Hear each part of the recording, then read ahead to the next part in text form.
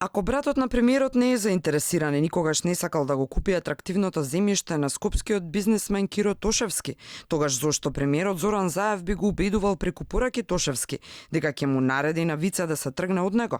Ова се дел од коментарите на јавноста по вчерашниот прилог на Алфа, со која отворивме серијата сведоштва на Тошевски, во кои тој тврди дека горе споменатите личности директно и индиректно го манипулирале за да му го земат имотот и објектот, голем 12.700 метри квадратни, помеѓу хотелот Хилтон и факултетот ФОН. Сватив дека ѓаволот ја однел шегата, му сигнализирав на премиерот, значи му се јавив на премиерот. Му велам овдека нешто се случува, премиере, не е тоа што беше. Само добив одговор дека уживај, никој не може да ти земе тоа што е твое.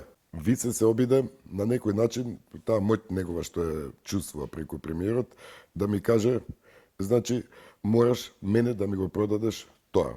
За цена јаква ќе ти ја кажам. Братот на премиерот вчера за Алфа ги демантираше сите тврдења на Тошевски. Рече дека одвај го познава, а дека за неговиот имот ниту бил заинтересиран, ниту пак знае нешто. Но според Тошевски, сето ова паѓа во вода, кога доаѓа следниот, како што тој го нарекува, посредник меѓу Заеви и него. Третиот, Азманов.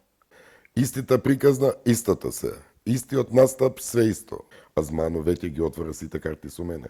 Значи ми кажува... Што значи тоа ги отвора сите карти? Сите конкретно дека позади овој проект стои болница, седосемонска болница, каде што зна да не се правиме и двајцата будали, значи да извинете на изразот, знаеш дека кој стои тој ќе биде Вице и ти ќе бидеш за тоа што си попуштил, ќе бидеш, како се вели, почесен, до века лекуван кај нас. Значи веќе ме преземаат докторите, двајцата.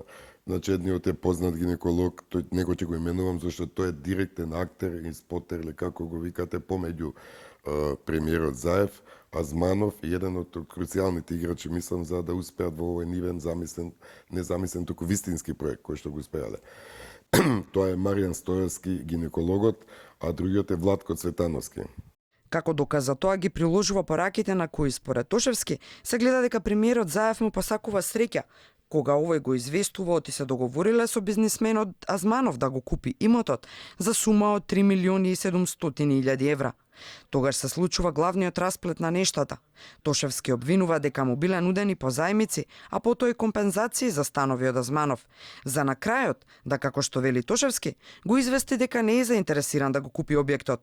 Тошевски не го обвинува Азманов, го смета за извршител. Беме договорени во преддоговорите што Азманов и службите на Азманов ги изготвија. Само 300 во компензација да земам. За едно 10 дена вели најди сега 5 купци. 5 купци вика да не бидат само на фирмата твоја, вика да бидат физички лица, сигурни луѓе твои. Јас вели ќе ти пуштам 900.000, ќе направиме договор за позајмица. Кога отидоме на нотар, нели правиме договор сега како на наводно ми дава позајмица со цврсто убедување дека истите пари ќе ги пишеме само фиктивно, он вели 2% годишна камата на ниво на година, уствари тука е измамата, 2% со тоа што и тие нема да ти ги пресмета. Од причини до март месец све ќе направам папиролошки да биде чисто, да изгледа како што бевме договорени. 3.700.000. Азманов бил притиснат од некого, од власта. Мислам дека исто од власта. Градежниот бизнисмен за Алфа демантира дека тој, односно неговата настал, има било каква врска со наводни планови на Заеви. Вели нема намера да исплаќа пари за објект што никогаш не го купил. Правните формалности во оваа ситуација се на страната на Азманов. Тој има склучено договор за позајмица со Тошевски, а под хипотека е ставен имотот. На сметката на Тошевски со се компензацијата легнуваат 1.800.000 евра, а во договорот стои клаузула дека ако не ги врати парите, останува без имотот.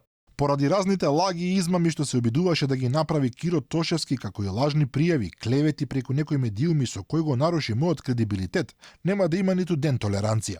Затоа подобро да си собере пари и да ја врати позајмицата. Во спротивно земјата ќе оди на продажба. А кој ќе ја купи заедно со извршителските трошоци, тоа не го знам. Секој кој е заинтересиран може да се јави на лицитација и е добре дојден. Заради ова Тошевски поднесува неколку кривични пријави за лихварство, за измама и против настал и против докторите. Азманов пак тврди дека Тошевски му се заканувал користејќи партиски врски. Значи во тие закани дека ќе ми ставеле времена мерка на хипотеките од страна на институцијата обвинителство, беше во насока или ќе ми доплатиш уште 1.900.000 евра или ќе останеш без ништо, бидејќи ќе ти ја поништиме хипотеката, не ќе може да си наплатиш преку банката, а во колку платиш уште толку, ќе го добиеш објектот и земјиштето преку бана доел. Споменатите доктори не беа достапни за Алфа. Стојовски испрати порака дека нема да биде во можност да ни одговори на прашањата. Цветановски пак воопшто не се ни одзва.